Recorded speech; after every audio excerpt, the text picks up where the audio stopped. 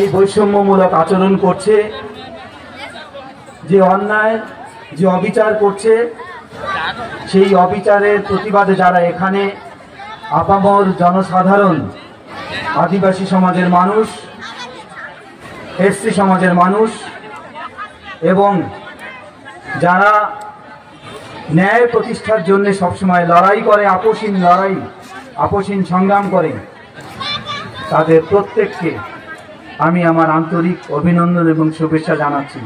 এখানে একগুচ্ছ নাম আছে, অনেকেই আছেন, আমি তাদের নাম এখন নিতে গেলে অনেক দীর্ঘায়িত হয়ে যাবে, কারণ বরুণবাবু অনেক প্রত্যেকে প্রায় নাম নিয়েছেন, তাই আমি আর সেই ইয়েতে যাচ্ছি না। মূল কয়েকটা কথা বলতে যাই, সেটা হচ্ছে এটা একটা অধিকারের লড়াই, এটা অস্তিত্বের লড়াই। আদিবাসী সমাজ, এসসি সমাজ, বঞ্চিত সমাজ, তার অধিকারের লড়াই। এটা শুধুমাত্র আমার নয়, আমার যে পরবর্তী যে প্রজন্ম, সেই পরবর্তী প্রজন্ম কিভাবে থাকবে, তারা তাদের অধিকার কিভাবে নেবে, সেটার জন্য কিন্তু লড়াই। হ্যাঁ, আমাদের একটু কষ্ট হচ্ছে, কিন্তু এই অন্যায়ের বিরুদ্ধে আপনারা যদি এইভাবে রুখে না দাঁড়ান, তাহলে কিন্তু এই অন্যায় কিন্তু একের পর এক হয়ে যাবে। এটা শুধুমাত্র বরুণ মাহাতোর প্রতি নয়, এটা সমস্ত আদিবাসী সমাজের বিরুদ্ধে এই অন্যায়, সমস্ত এসসি সমাজের বিরুদ্ধে অন্যায়, সমস্ত ওবিসি সমাজের বিরুদ্ধে অন্যায়। এই অন্যায়ের প্রতিবাদ আপনাদেরকে রুখে এবং প্রতিবাদকে শক্ত হাতে আপনাদের এই আন্দোলনটাকে করতে হবে। এবং আমরা বাধ্য করব এই পশ্চিমবঙ্গের যে শাসনতন্ত্র আছে, যে শাসন প্রণালী আছে, তাদেরকে আমরা বুঝিয়ে দেব যে এই অন্যায় আর বেশি দিন চলবে না। আপনি একটা নাম বা কয়েকটা নামকে বেছে নিয়ে এক্সপেরিমেন্ট করতে যাচ্ছেন, যে মাহাতো যারা টাইটেল রয়েছে তাদেরকে আদিবাসী সমাজের লোক হিসেবে আপনি মান্যতা না দিয়ে তাদের অনেক পুরনো সার্টিফিকেটগুলোকে আপনি ক্যান্সেল করতে যাচ্ছেন, without any enquiry, without any specific show cause notice. আপনি এটা না করে একতরফা ইউনিল্যাটারালি আপনি করছেন, সেটা শুধুমাত্র মানবিক অন্যায় নয়, সেটা একটা সংবিধান এবং আইনেরও বিরুদ্ধে। এইভাবে হয় না, শাসন প্রণালী এইভাবে চলে না, ডেমোক্রেসি এইভাবে চলে না। সংবিধান পরিষ্কার করে, সংবিধানে লেখা আছে তারা তাদের অধিকার এবং শাসনতন্ত্র কিভাবে কাজ করবে পরিষ্কার করে লেখা আছে। সেই সাথে একটা ভাষা, একটা কথা আছে, ন্যাচারাল জাস্টিস বলে একটা কথা আছে। সেটা কি? সেটা হচ্ছে আপনি কারো বিরুদ্ধে যদি কোনো ধরনের কোনো অর্ডার, তার অধিকারের বিরুদ্ধে যদি আপনি করেন, কোনো একটা অর্ডার পাস করেন, তার আগে তাকে শোকজ স্পেসিফিক অ্যালিগেশন দিয়ে শোকজ করবেন এবং তিনি যাকে শোকজ করেছেন তিনি অ্যান্সার দেবে এবং সেই অ্যান্সারের পরিপ্রেক্ষিতে আপনাকে রিজেন্ড অর্ডার দিতে হবে, অর্ডারে ব্যাখ্যা করতে হবে কেন আপনি সেই সার্টিফিকেট ক্যান্সেল করলেন। আপনি কি তার কোনো ব্যাখ্যা, রিজনিং আপনি দিয়েছেন? আপনি কোনো রিজনিং দেননি।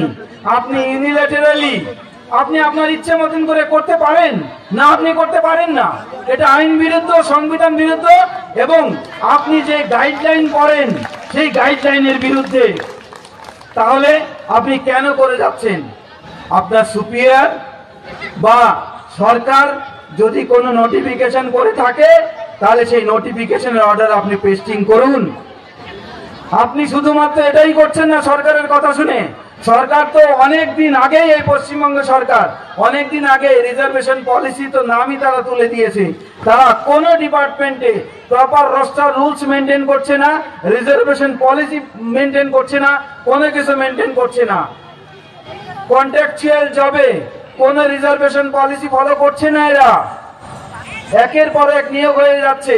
আদিবাসী সমাজের রিপ্রেজেন্টেশন কোথায়? নাই।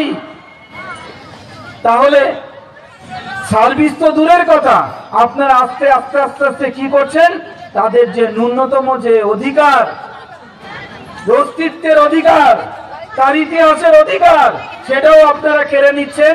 একেবারে ইউনিল্যাটারালি সংবিধানের বিরুদ্ধে আপনারা যাচ্ছেন। আপনি কাকে বোকা বানাতে চাইছেন? আপনি শুধুমাত্র সরকারের কোন একটা মন্ত্রী আপনাকে টেলিফোনিক্যালি একটা কথা বলে দিল, আপনি সেটাকে পালন করবেন, না আপনি সংবিধান মেনে চলবেন, শাসনতন্ত্র মেনে চলবেন, ডেমোক্রেসি মেনে চলবেন? আপনি তো কিছু মানছেন না। তাহলে আপনি যে আপনার যে ডিউটি, সেই ডিউটিটা কিন্তু সংবিধান বা আপনার কিছু রুলস, সেই রুলস কিন্তু আপনাকে ডিসাইড করবে। আপনি সেই রুলস কিন্তু মানছেন না।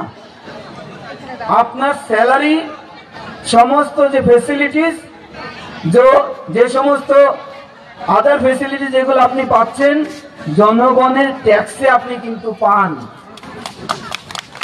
আপনি জনগণের প্রতি দায়বদ্ধ, সাধারণ নাগরিকের প্রতি আপনি দায়বদ্ধ। আপনি আপনার মিনিস্টারের প্রতি দায়বদ্ধ নন। আপনাকে এই জিনিসগুলো বুঝতে হবে। আর এইভাবে এই আদিবাসী সমাজের সাথে আপনি এইভাবে বৈষম্য করতে পারেন না। আমি দেখেছি মাননীয় বরুণ মাহাতোর যে সার্টিফিকেট, শুধুমাত্র মাননীয় বরুণ মাহাতো নয়, অনেক সার্টিফিকেট ক্যান্সেল করেছেন। সকলেই জানে এটা একটা টিপস অফ আইসবার্গ। আপনি এটা দিয়ে আপনি টোকা দিয়ে দেখছেন, আগামীতে লিস্ট কিন্তু অনেক লম্বা, এটা আপনি ধরে নিয়েছেন। হাজার হাজার লক্ষ লক্ষ মাহাতো সমাজের মানুষ, আদিবাসী সমাজের মানুষের কাস্ট সার্টিফিকেট আপনি বাতিল করতে চলেছেন। কিসের জন্য? একটা মন্ত্রী, যে কোন মন্ত্রী সে বলে দিয়েছে, নবান্ন আপনাকে টেলিফোনিক্যালি বলে দিয়েছে, সেটা আপনি করেছেন। এসসিরা কাস্ট সার্টিফিকেট পেতে গেলে আপনারা কি করেন? নোটিফিকেশন দিয়ে দিচ্ছেন যে 50-এর আগের দলিল লাগবে, 50-এর আগে দলিল লাগবে। যার কোনো জমি নাই সে দলিল দেখাবে কোত্থেকে? তাহলে এই ধরনের নোটিফিকেশন দিয়ে আপনি কি বোঝাতে চাইছেন? একটা জেনারেশন, সে কোনোদিন লেখাপড়া করেনি, তার কাস্ট সার্টিফিকেট নাই, বাপদাদা কাস্ট সার্টিফিকেট তোলেনি, হয়তো 7 জেনারেশন পড়াশোনা করছে, সে কাস্ট সার্টিফিকেট চাইতে গেলে আপনি কি করবেন? আপনি তার কাছ থেকে জানেন আপনার বাড়ির বাবা বা দাদুর কোনো কাস্ট সার্টিফিকেট আছে কিনা, না হলে সে কি আদিবাসী, তাকে আপনি আদিবাসী দেবেন না, সার্টিফিকেট দেবেন না। তাহলে আপনি যে কাজগুলো করছেন সেটা অত্যন্ত আইন বিরুদ্ধ এবং অন্যায়। কারণ আপনি যদি সার্টিফিকেটটাকে ক্যান্সেল করেন, তার আগে আপনাকে স্পেসিফিক রিজন দিতে হবে। আপনাকে আয়দার বলতে হবে যে মাহাতোরা কি এসটির মধ্যে পড়ে না। যদি না পড়ে, নোটিফিকেশন লাগু করুন, সেটা নিয়ে আমরা কলকাতা হাইকোর্টে যাব এবং আপনার বিরুদ্ধে আমরা কেস করব, সরকারের বিরুদ্ধে কেস করব। আমরা সেই অধিকার আমরা বুঝে নেব। আপনি একটা ভেগ একটা অ্যালিগেশন দিচ্ছেন, কি যে আপনি যে তথ্য দিচ্ছেন সেই তথ্য, মানে যার বিরুদ্ধে আপনি অ্যালিগেশন লাগাচ্ছেন তাকে বলছেন যে তথ্য দিচ্ছেন সেই তথ্য ঠিক নয়, সঠিক নয়, বেঠিক তথ্যের বিরুদ্ধে আপনি কাস্ট সার্টিফিকেট ইস্যু করেছেন। অথচ আপনার কাছে ওনার আগের সমস্ত এনকোয়ারি, যে সমস্ত এনকোয়ারি হয়েছে, আপনার চেয়ে উচ্চ পদস্থ অফিসাররা আপনারই ডিপার্টমেন্টে, তারা কিন্তু এনকোয়ারি করে তার একটা রিপোর্ট দিয়েছে। সেই রিপোর্টের সমস্ত কপি কিন্তু আপনার কাছে জমা আছে। তাহলে সেই রিপোর্টের উপরে বেস করে আপনি রিজনিং কেন দেননি? এই তার কাস্ট সার্টিফিকেট ক্যান্সেলের বিরুদ্ধে আপনি সেই রিজনিং কেন দেননি? তার যুক্তি কেন আপনি দেননি? কারণ আপনার কাছে যুক্তি নেই। আপনি নিজেও জানেন যে কাস্ট সার্টিফিকেট পাওয়ার উপযুক্ত, অথচ ইনার বিরুদ্ধে ইনি সংগ্রাম করছে। আদিবাসী সমাজের জন্য বরুণ মাহাতো বহুদিন ধরে সংগ্রাম করছে। আর সেই সংগ্রামের মুখকে, সেই সংগ্রামের মাথাকে যাতে বন্ধ করে দেওয়া যায়, স্তব্ধ করে দেওয়া যায়, সেই জন্য ওনার কাস্ট সার্টিফিকেটই আপনি বাতিল করছেন। সরকারের এই হাতে, সরকারের এই কাঠের পুতুল হয়ে আপনি এইভাবে করতে পারেন না। আদিবাসী সমাজের মানুষের অধিকার আপনি এইভাবে কেড়ে নিতে পারেন না। এবং তার জন্য আপনি যদি এই ধরনের কোনো কাজ করেন, এইভাবে আজকে শুধুমাত্র 1000 লোক এসেছে, আগামীতে দেখবেন 10,000 লোক এইখানে কল্যাণীপুর প্রশাসনিক জেলাকে স্তব্ধ করে দেবে। সেই জন্য অম্বিকার আমি এখানে শপথ করে যাচ্ছি, এই সমস্ত আদিবাসী সমাজের মানুষের সাথে আমিও থাকবো, আমিও আছি। তাই আজকে আপনাকে আপনাকে এই যে ডেলিগেট কমিটি যারা যাবে আপনার কাছে, আপনি তাদেরকে প্রত্যেকটা অ্যান্সার আপনাকে দিতে হবে, আপনাকে রিজনিং দিতে হবে কি কারণে ক্যান্সেল করলেন। তারা কি, তার মানে কি এই মাহাতো সমাজের যারা নাকি টাইটেল তারা কি আদিবাসী সমাজের মানুষ নয়? যদি হয় তাহলে ইনারটা ক্যান্সেল করলেন কেন? ইনাকে এর আগে তো এনকোয়ারি করা হয়েছে, তার এনকোয়ারির সমস্ত রিপোর্ট আপনার কাছে দিয়েছে, সেই রিপোর্টের সম্পর্কে আপনার কোনো লজিক বা আপনার কোনো ক্লারিফিকেশন কেন নেই? আপনি ব্যাখ্যা দেবেন, ব্যাখ্যা দিয়ে তারপরে এদেরকে স্যাটিসফাই করবেন এবং সেটা আপনাকে লিখিত দিতে হবে। যদি আমরা দেখি যে হ্যাঁ এই লিখিত আছে, সেটাকে নিয়ে আমরা হাইকোর্টে যাব, আপনি তখন খালাস হবেন। হাইকোর্টে গিয়ে আমরা বুঝে নেব, কিন্তু আপনাকে রিজনিং কিন্তু আপনাকে দিতে হবে। রিজনিং না দিয়ে ইউনিল্যাটারালি একটা নোটিফিকেশন জারি করে আপনি নিউজ পেপারে দিয়ে তার কাস্ট সার্টিফিকেট ক্যান্সেল করে আপনি কি দেখাতে চাইছেন? হাজার হাজার লক্ষ লক্ষ এই মাহাতো সমাজের মানুষ আছে। আমি জানি আমার এই কল্যাণী বিধানসভায় কমসে কম 30,000 মাহাতো টাইটেলের কিন্তু লোকেরা রয়েছে, তারা কেউ সার্টিফিকেট পায়নি। আমি তাদের হয়েও এই আমি দাবি রাখবো, আপনার তাদেরকেও আপনাকে সার্টিফিকেট ইস্যু করতে হবে। আপনার অফিসে আসলে আপনি তাদেরকে কি বলেন? আপনার অফিস থেকে বলে যে কেস চলছে, এই মাহাতো টাইটেল যারা তাদেরকে সার্টিফিকেট দেওয়া যাবে না, কেস চলছে। কিসের কেস চলছে? সমস্ত পুঙ্খানুপুঙ্খ সমস্ত রেকর্ড তাদেরকে বলতে হবে। এইভাবে আপনি কিন্তু তাদের সাথে অন্যায় এবং অবিচার আপনি করতে পারেন না। এই কাস্ট সার্টিফিকেট একটা সাংবিধানিক অধিকার, তাদের অস্তিত্বের অধিকার, তাদের পূর্বজরা কিভাবে লড়াই করেছে, কিভাবে বেঁচে থেকেছে, সেই অধিকারের লড়াই তাদের একটা, এটাই একটা তাদের কাছে সবচেয়ে বড় পুস্তক এবং সবচেয়ে বড় প্রমাণ। তাই ইতিহাসকে আপনি বন্ধ করতে, ইতিহাসকে আপনি লিখে দিতে পারেন না। আমার পূর্বজরাও কিন্তু এই ধরনের সংগ্রাম করে গেছে, অস্তিত্বের জন্য তারা লড়াই করে গেছে।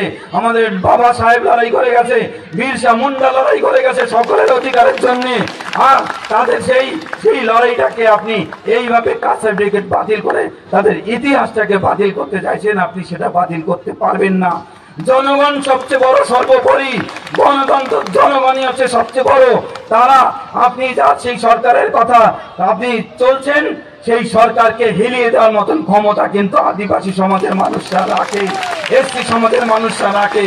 তাই একেবারে লাস্টের দিকে এসে এই কথাই বলে যাচ্ছি, আপনি আজকে তাদেরকে সকলকে লিখিতভাবে ক্লারিফিকেশন দেবেন এবং তারপরে এদেরকে স্যাটিসফাই করবেন। আর যদি না দিতে পারেন, আপনারা আগামীতে আপনারা পরিবারের সমস্ত লোককে নিয়ে এখানে এসে বসাবেন। কল্যাণী থেকে এই আন্দোলনের যে সূচনা হয়েছে, বরুণ মাহাতোজি যে আন্দোলনের সূচনা করেছে, ওনার সাথে যে সমস্ত আদিবাসী সমাজের ভাইরা যেভাবে আজকে দুঃখে দাঁড়িয়েছে, তাদের সকলকে স্যালুট জানাই। তারা সকলে আপনাদের এরিয়া থেকে প্রত্যেকের পরিবারে নিয়ে এসে স্তব্ধ করে দেবেন, দেখিয়ে দেবেন যে এই ভূমি সংগ্রামের ভূমি এবং আদিবাসী সমাজের লড়াই এখান থেকে যেটা শুরু হয়েছে এটা থামবে না। তারা এই অধিকার আদায় করে তবে থামবে। ধন্যবাদ, সমস্ত সকলকে আমার ধন্যবাদ জানাই।